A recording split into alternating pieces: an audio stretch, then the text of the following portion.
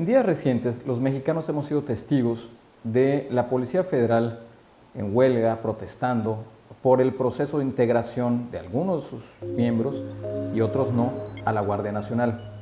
Algunos de los argumentos de la Policía Federal es evitar los controles de confianza o los mecanismos que tienen para filtrar a quienes sí y quienes no, así como el monto, el dinero, los cargos, etc.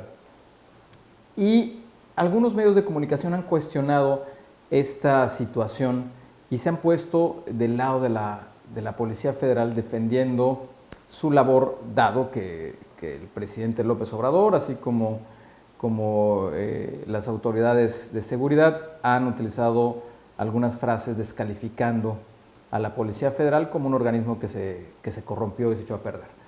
Y algunos actores mediáticos han dicho que eso no es real y que existen una gran cantidad de integrantes de la Policía Federal que son personas destacadas y que no se les debería descalificar. Finalmente lograron un acuerdo y se están integrando poco a poco. Pero aquí hay que reflexionar algunas cosas. Es un hecho que la Policía Federal se construye como un organismo muy semejante a lo que posteriormente va a ser la Guardia Nacional, pero es real que los resultados que dio en todos estos años han sido prácticamente nulos.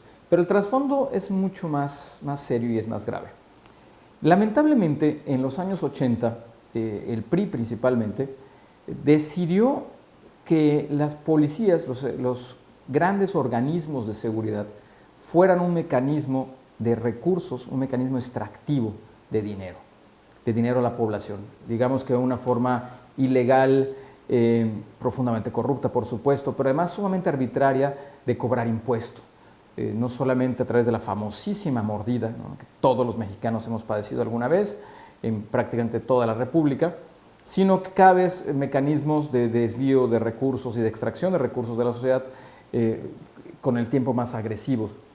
Tristemente, la Policía Federal se crea todavía dentro de un contexto de un gran élite o organismo político en donde cada vez el papel del Estado de ser un garante de la seguridad, de la paz, del orden inclusive, lo fue abandonando y cada vez adquirió más fuerza la idea de que los cuerpos de seguridad en realidad eran cuerpos de extorsión y de vínculo con el crimen organizado y de enriquecimiento ilícito a costa de lo más importante, la idea de que el Estado, la principal razón por la cual se crea, es para dar seguridad.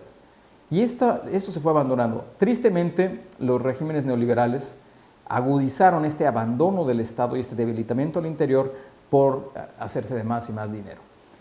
Podríamos, como sociedad y como historiador, yo podría decir que quizás ha sido una de las conductas más criminales, más irresponsables, más graves de los últimos años de nuestra clase política. Haber abandonado el papel de garante del orden y en lugar de eso de convertirse en cómplice de la extorsión, del narcotráfico y de ciertos crímenes.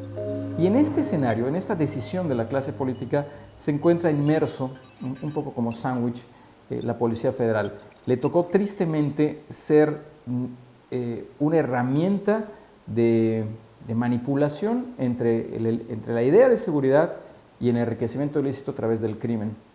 No fue propiamente un extraordinario instrumento para detener esta actividad, porque en cierta medida la clase política no lo quiso. Y ellos han sido, desde su origen, desde su reclutamiento, hasta la práctica, hasta su labor, un poco víctimas de esta circunstancia, de este pensamiento terrible. La Cuarta Transformación tiene ese reto con la Guardia Nacional, el reto de desaparecer el concepto de que la seguridad y la economía extractiva deben ser sinónimos. Es una idea malévola que nos ha hecho muchísimo daño a los mexicanos. Miles han muerto por eso. Y ojalá en el futuro desaparezca para siempre. Gracias.